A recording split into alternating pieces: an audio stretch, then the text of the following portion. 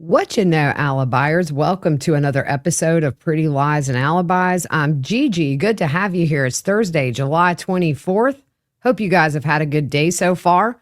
I want to give a big welcome to all the new subscribers to the channel. And if you're not a subscriber, don't forget to hit subscribe. And liking the video is the best thing you can do to help my channel grow. And if you want updates of when I post new content, just click that little bell icon.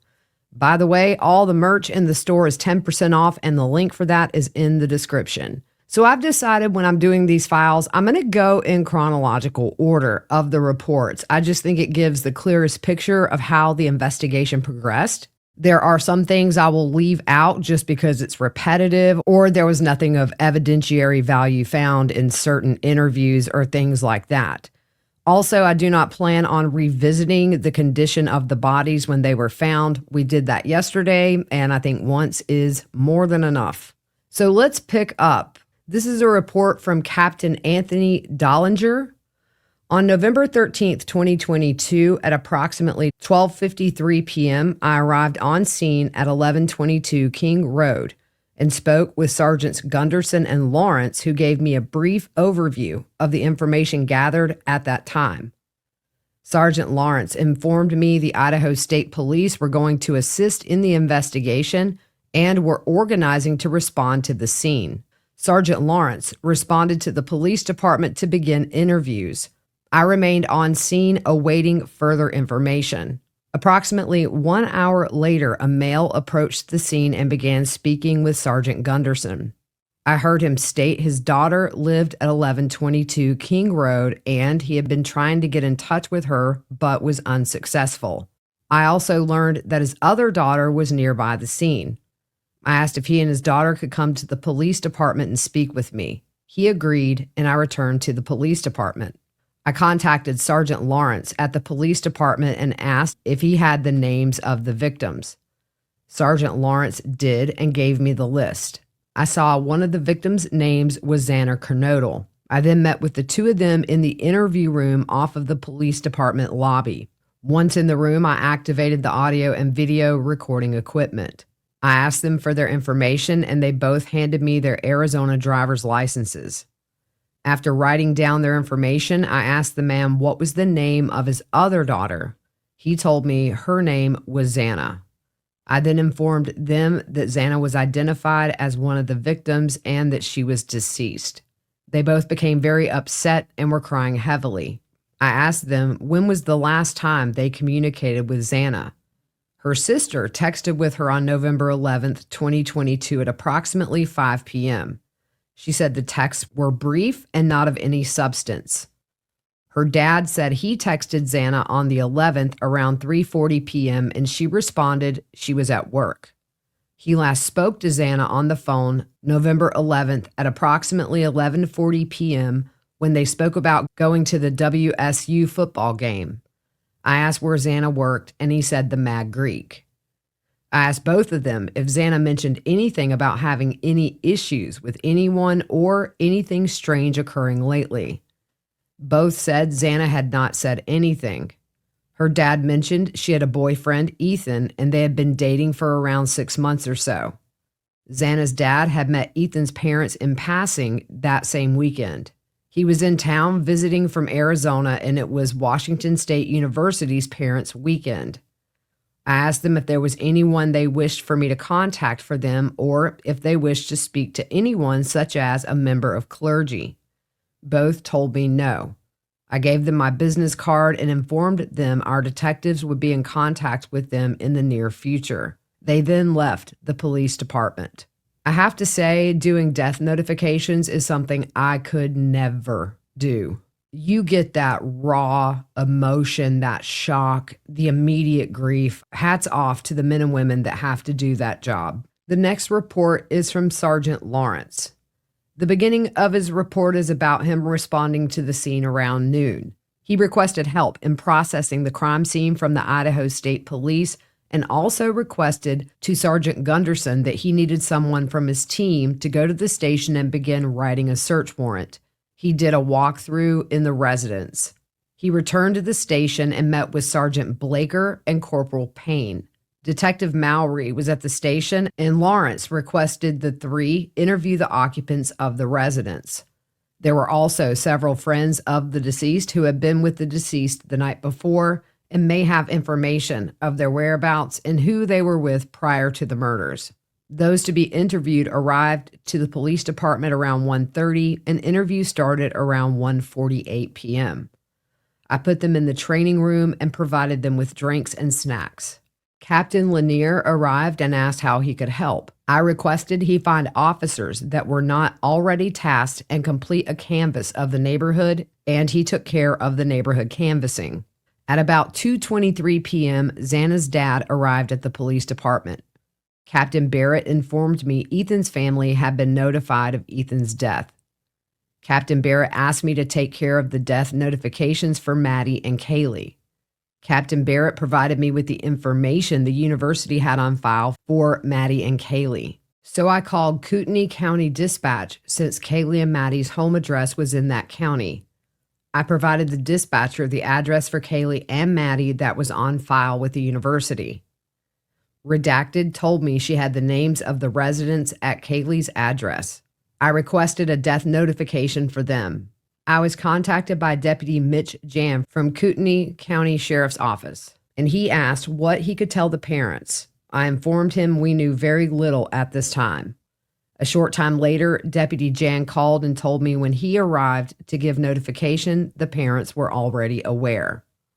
I also provided Maddie's address, but the name is redacted, was not able to locate anyone with the name Mogan at that address. She said she would send Coeur d'Alene Police Department officer by the residence to make contact. A short time later, Officer Matt told me redacted names of Madison Mogan were driving to Moscow. About 20 minutes after my conversation with him, they arrived at the police department. Captain Barrett gave the death notification and requested I interview them. I spoke with them in the lobby interview room. They told me they had a great relationship with Madison. She got along with everyone. She had a strong relationship with her boyfriend who lives in Boise, and she had just gone to Boise to see him the weekend prior. Madison and her boyfriend had been dating for about a year and a half. I asked if there were any problems with past boyfriends, and there was none to their knowledge. I asked if Madison had mentioned any stalking behavior from anyone or anyone made her uncomfortable. They said she never spoke of anything. The rest of my shift was spent allocating resources where they were needed. The next report is from Officer Rosinski. I received a call that there was a quadruple homicide at 1122 King Road. I relieved Officer Warner, who was holding scene security and maintaining a log of who came in and out of the front door, which is on the north side of the apartment. I was on scene for about 2 hours before I was relieved by Officer Morris, who took over my duties. The following day, November 14th, I learned a sheath was found inside the apartment. The sheath was tan in color and had a Marine Corps eagle, globe, and anchor symbol on the sheath. The words USMC were located under the anchor symbol, and a K-bar was above the symbol. I was tasked to follow up with businesses in town to see if that particular knife was sold there. He goes on to list all the places he followed up with, and none of the stores sold a K-bar brand knife. But while at Walmart, I was speaking with a staff member who was showing me knives on display. She told me about 2 to 3 weeks ago, a white college-aged male asked for a black ski mask that would cover his face. She was unable to provide much detail other than he was taller than her and maybe had a tan skin complexion. She also advised the male they did not have black ski masks, only camo. She said the man then walked away. On November 14th, around 11:45 a.m., I spoke with, the name is redacted, at the Memorial Gym substation. He is currently and it's redacted, for the fraternity. I asked if he could walk me through what he did on the night of November 12th. He was at a party, which was at the Tree House, which is an off-site campus house for a sorority. He didn't know the address, but said the house is near the White's apartments. He said he saw redacted at the party who was with, again, the name's redacted's boyfriend, and only knew that one person at the party. He left around 10 or 11 and went back to redacted and watched a movie with, the name is redacted. He went to the corner club around 1:49 a.m. on the 13th to pick up 3 people.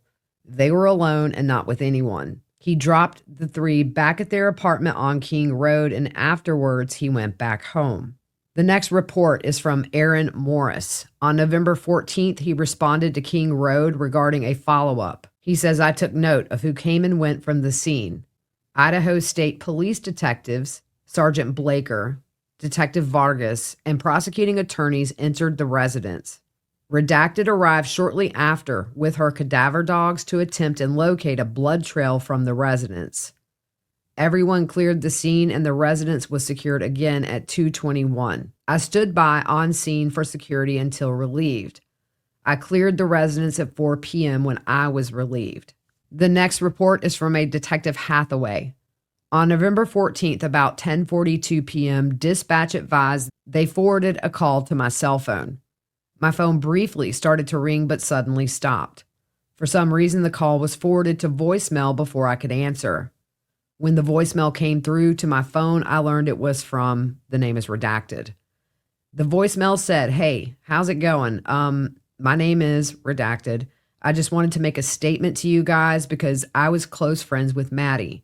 I was with her at the corner club most of the night, and then after we left, we wanted to go to John's Alley and we stopped at Grub Truck. They got a Grub Truck, then a car picked them up and they left and went home. I just wanted to make a statement.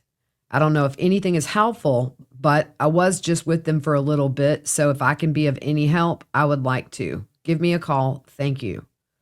Shortly after the voicemail, the person called dispatch again and was successfully transferred to my phone. I talked to them at 10:46 p.m. He essentially said the same thing he said in the voicemail he left. He said he was out with Maddie at the corner club until about 2:30 a.m., and he did not know who the other girl was that was with them that night. He described the girls as getting into a silver sedan after they got food at the Grub Truck. I confirmed his information, and I also confirmed he drove to his parents' house in Boise. I asked how long he planned to be there, and he said he was skipping the next week of classes and would remain in Boise until after Thanksgiving break. He was willing to talk to a detective about his involvement in the case. He does not have a roommate at his Queen Road apartment, and he lives alone. The next report is from Sergeant Gunderson. On November 14th, I responded to King Road and Queen Road. I photographed and looked into 3 dumpsters in the area, including outside 1122 King Road. All 3 dumpsters were located in the street. I saw nothing of evidentiary value. I photographed them and cleared the area. Idaho State Police later pulled the trash pursuant to this investigation. Some blood was located on the second floor at Taylor Avenue, which is commonly referred to as the Whites and is a known party location. The blood was isolated to one area with no trail to either area. I photographed the blood and notified on-scene investigators. Officer House and I walked various areas around the crime scene looking for evidence, but we found nothing of evidentiary value. The next report is from Roger Lanier. On October 15th, 2022 at 9:30 a.m., myself and Detective Mowry responded to the corner club to contact the owner. This was a prearranged meeting to view video from the evening of November 12th to the early morning hours of November 13th, 2022. The purpose was to confirm that Maddie and Kaylee were at the corner club as had been reported and try to identify individuals seen on the Grub Truck video later in the morning, specifically a male who appeared to be accompanying them. Upon arrival, the owner already had the video up on the screen and cued to the proper time frame. Detective Mowry began scrolling through the video, which consisted of multiple views and multiple screens that were all in time sync. We determined that Kaylee and Maddie arrived at 10:20 p.m. in a Prius-type vehicle with one other unidentified female. The vehicle was determined to be an Uber, and the driver identified. Kaylee and Maddie mingled around the bar, but spent most of their time in the front along the bar next to the left end as you face the bar. They make occasional trips to the restroom and speak to several people as they mingle. At 12:22 a.m., Kaylee paid her bar tab using her credit card, which consisted of 9 Well vodka and 2 Add juice. The owner provided a copy of the receipt. At approximately 1 a.m., Kaylee engages in a conversation with a subject identified by bar staff as the name is redacted. He was later seen in the grub truck video later in the evening. This appeared to be a consensual conversation, and it appeared they knew each other. At approximately 1:14 a.m., Maddie joins in the conversation, and all three remain generally in the area of the bar near the wall. Nothing stood out during that time, and both appeared to know, and the name is redacted. At 1:31 a.m., Redacted paid his bar tab with a credit card consisting of 5 cans or bottles and 2 kamikazes. After paying, he walked to the back of the bar, went into the restroom, came back out, retrieved his coat, and came back to an area near the exit where Kaylee and Maddie were waiting. Redacted waited in the background while the girls finished conversing with others, and then they all exited the building at 1:37 a.m. The parking lot camera shows them walking away together across the out of the parking lot in a westerly direction. They were all dressed the same in the grub truck video, with Redacted wearing a white or very light colored hoodie with a brown coat over it. While reviewing the video, we also recognize Redacted, who was reported to be Kaylee's ex-boyfriend. We did not track his movements in the video, but he appeared to spend most of his time at the opposite end of the business, seated with several other males. At one point, there appeared to be a brief interaction with Kaylee that looked cordial and in passing. Redacted left at 1:51 a.m. with 2 other males. Also noticed in the video was a subject seen in the grub truck video. I recognized him because of his unique sweater and long hair and beard. He was identified as Redacted by bar staff. He checked out at midnight using a credit card showing 2 micro tubs. I didn't notice any interaction between him, Kaylee, and Maddie. A third subject who was also seen in the grub truck video was also observed in the corner club, but we weren't able to identify him. He is a stocky build white male with brown hair and facial hair, wearing a brownish sweater. I didn't observe any interaction between him and Kaylee. Because the video file was extremely large, Detective Mowry was unable to copy it to an external storage device. We left the business, and Detective Mowry is working on obtaining a usable copy of the video for closer review. He also attached the bar receipts to this report. So let's go through some of the photos that were listed as being taken at the scene. This is reported by Snyder. Photo of the inside and outside of the house from various angles. For the second floor west bedroom, several photos of Xana, blood on the floor, several photos of Ethan, photos from the foot of the bed, a photo of a University of Idaho ID card, second floor west living room, photo of a pong table that had blood and also a knife. Ground level photo of the outside kitchen window. They showed the ground outside. The kitchen window, also a left handprint, right handprint, and a face mark on that kitchen window. Third floor, west bedroom, a dog kennel. Third floor, southeast bedroom, a door with blood cast off. There were 2 photos of that. Several photos from different angles of Kaylee and Maddie's bodies. Photos from above the bed, and also the north wall blood cast off. Outside the residence, a medical mask. The next report is from Officer Rosinski. He interviewed a female who was good friends with Xana, and she had met Kaylee first during sorority recruitment, and they became close, but she knew Kaylee the best. I asked if Kaylee hung out or associated with anyone with violent tendencies, and she said no. She expressed confusion about the incident because of what she saw on the news. She said Kaylee mainly stuck together with her roommates. Kaylee also hung out with a group known as the King Girls.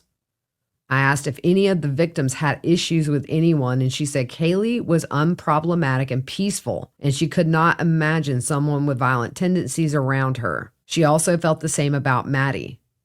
She said, if anything, maybe Ethan and Xana. I asked if Ethan and Xana associated with violent people, and she said she only said this because Ethan and Xana were more outgoing and hung out with different friend groups. She said Kaylee dated a guy for a couple of years, and they were high school sweethearts, and he was a really nice person.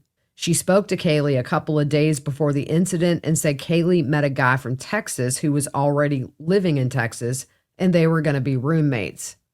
Kaylee and her ex had already broken up when this was mentioned to her by Kaylee. She said Redacted mentioned Kaylee attempted to call her ex around 3 a.m. She didn't think he replied to Kaylee. Detective Deanne asked how they knew Kaylee attempted to reach out to her ex, and she said that the ex told them. She thought they found out after. People were asking if he knew anything about what happened.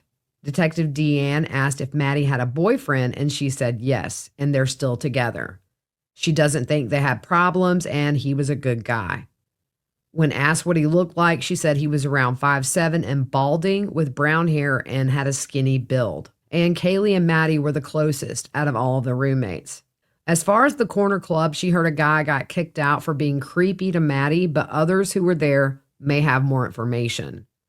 The last time she spoke to Kaylee was November 13th at 5 p.m. Before that, at around 2:30 or 3, Kaylee showed up at her apartment, which is the Whites, with all of the roommates. They left between 5 and 6. The report says, I told her I was aware of a social media post of all the roommates pictured together, and she said that photo was taken at her apartment. I asked if she had been to Kaylee's before and if people were on the Wi-Fi there, and she was unsure. She said they typically leave all their doors unlocked, and everyone knows this is redacted, out of house. I asked why Kaylee lived in a house with different sorority members, and she said Kaylee and Maddie have been best friends for several years and spoke about living with each other. Kaylee was, however, still close with her freshman and sophomore group. She was not aware of any cameras in the area, and the detective asked if she saw anyone in the area that seemed out of place, and she thought while she was at her apartment, and she does not remember who, but someone mentioned a random kid carrying a BB gun, but nobody thought anything of it. So that's it for this episode. Tomorrow, we will keep going, and we will go in chronological order just to show the progression of the investigation. All right, hope you guys have a good rest of your evening, and we will see you soon.